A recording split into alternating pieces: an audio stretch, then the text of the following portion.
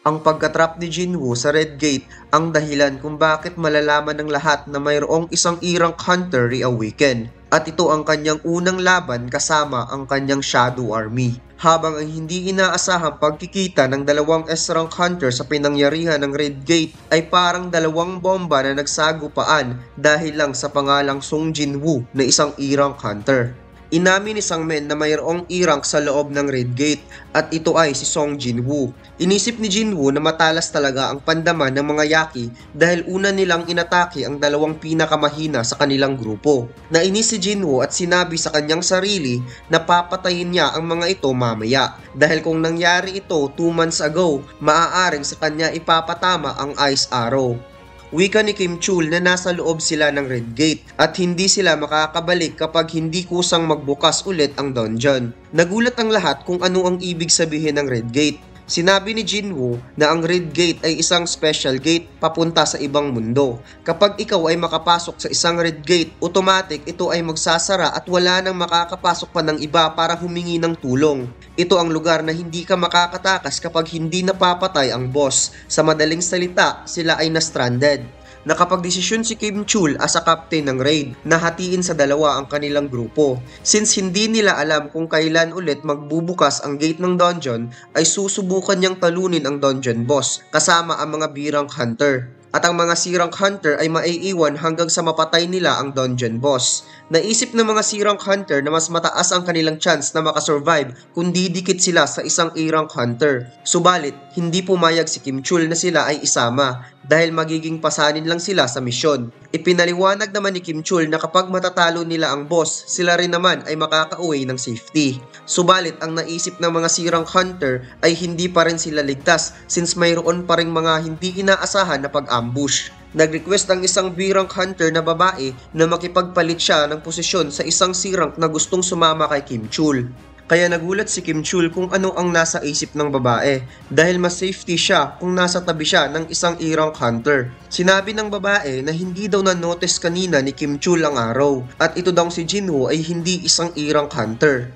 Ipinaliwanag ni Sangmen ang kasunduan sa pagitan nilang dalawa ni Jinwoo na ikikip niya ang sekreto upang mag-gain ang trust nito at sigurado siyang may nangyayaring reawakening kay Jinwoo. Hindi pa rin naniniwala ang Guildmaster na si Baek Yun-ho dahil posibleng espekulasyon lang iyon ni Sangmen. Kaya ang nag-iisa na lamang niyang pag-asa ngayon ay ang E-Rank Hunter na si Kim Chul. Inisip ni Sangmen kung makikita lang ng Guildmaster ng personal si Jinwoo ay paniguradong mauunawaan niya ito. Habang ang chief ng first department ng White Tiger na si Ju Song Chan ay malaki rin ang kanyang tiwala kay Kim Chul dahil hindi ito nagpapatalo sa contest laban ng mga main attack force ng White Tiger Guild. Ipinaliwanag ni Song Chan kay Sangmen ang kakayahan ni Kim Chul compare sa isang E-Rank Hunter na wala namang foundation. Kaya naging serious mode itong si Sangmen at sinabing tingnan na lang natin kapag makalabas na sila. Sobrang ganda talaga ng 6i Gojo t-shirt design natin mga lods at sobrang dami nang nag-order nito. Sino ba naman ang hindi gustong mag-order sa sobrang angas ni Gojo? At mayroon tayong bagong t-shirt design na i-release this month. Jujutsu Kaisen, Gojo X Sukuna at One Piece Sun God Nika. Kaya sa mga gustong mag-order, check nyo na lang ang link sa description. Biglang may dumating na isang magarang sasakyan at sinabing anong nangyari dito. Nabalitaan daw niya ang isang C-Rank Gate ay naging E-Rank Gate. At heto na nga mga lods, dumating na si Wang Dongsu sa pinangyarihan ng Red Gate. Biglang nagulat si Yunho kung bakit napunta si Wang Dongsu sa lugar na ito. Habang ang first chief and second chief ay gulat na gulat kung bakit nandito ang S-Rank Hunter ng Scavenger Guild. Tinanong ni Yunho kung bakit nandito ang S-Rank Hunter ng US sa Korea. Sagot ni Dongso, nag-stop muna siya para sa isang maliit na business. Maliit lang kasi ang Korea kaya hindi niya inaasahang makita si Yunho dito. Biglang pumuti ang buhok ni Yunho na parang nag-turn into beast mode ang Guildmaster ng White Tiger. At tinanong niya ulit kung bakit mayroon siyang business sa White Tiger Guild area. Napangiti si Dongso at nagtanong din ito kung bakit ni-recruit ng White Tiger Guild ang isang mahinang hunter, ibig niyang sabihin ang batang E-Rank Hunter na si Song Jinwoo.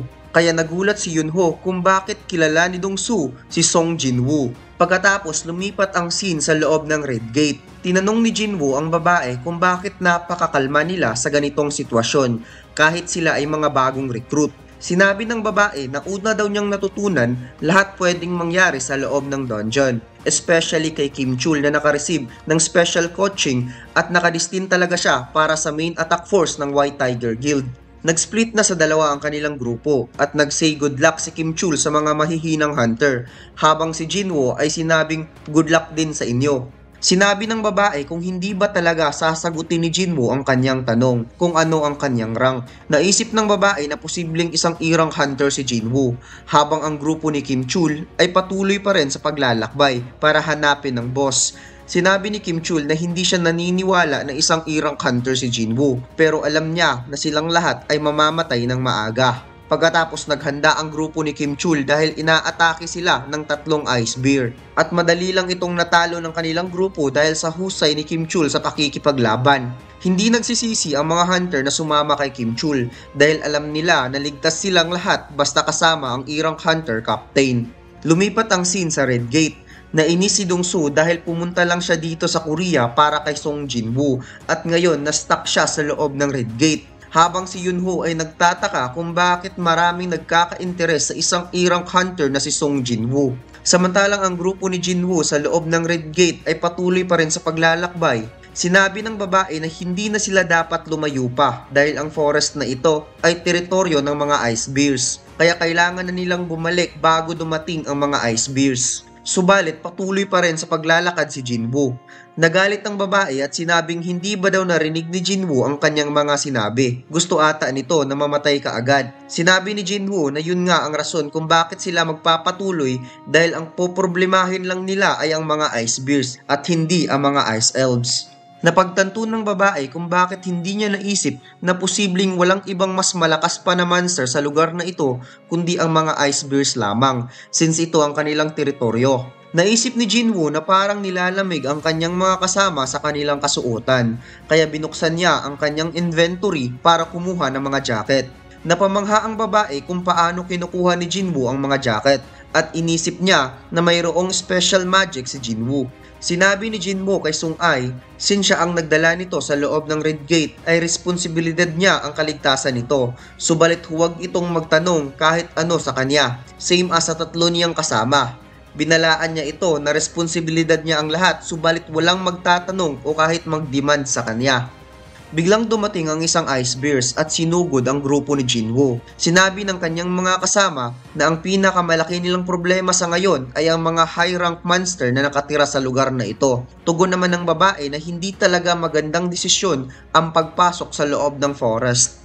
Hinawakan ni Jinwoo ang balikat ng babae at sinabi na siya lang dapat ang maghahunting ng mga ice bears monster. Sinabi ng babae na kahit gaano pa kalakas si Jinwoo, isa pa ring high-rank monster ang mga ice bears. Nag-title change si Jinwoo at nadagdagan ng 1% ang kanyang stat kada mawalan siya ng 1% health. Inatake si Jinwoo ng ice bear at kaagad ito tumalon sa itaas upang maghanda ng napakalakas na suntok. Na makikitang yumanig ang ulo ng ice bears at nag-bounce back ito sa floor sa sobrang lakas ng suntok ni Jinwoo. Nagulat ang lahat sa ipinakitang lakas ni Jinwoo at hindi sila makapaniwala na tinalo ng isang E-rank hunter ang high-rank monster in just 1 hit. Napansin ni Jinwoo na mataas ang rank ng dungeon dahil kaagad siyang nakapag-gain ng malaking XP at nag-level up. Lumipat ang scene sa Red Gate. Sinabi ni Yunho kay Dong-soo kung anong klaseng business ang kailangan niya kay Song Jinwoo na nagpapunta sa kanya dito. Sagot naman ni Dong-soo na wala na siyang pake doon, gusto lang niyang ma-entertain. Sinabi ni Yunho na kung anumang binabalak ni Dong-soo, wala silang magagawa since ito ay Red Gate. Mataas ang chance na hindi na sila makakabalik pa ng buhay. Tugon ni Dong-soo na gusto niya talagang makita kung ano ang nasa loob nito, subalit hindi na siya makakapaghintay pa na bumukas ang gate ng dungeon. Naisip ni Jinchul na maswerte talaga si Jinwoo na nag-turn into red ang C-rank gate dahil kahit si Wang Dong-soo ay walang magagawa sa ganitong sitwasyon. Subalit ang tanong kung makakabalik ba si Jinwoo ng buhay.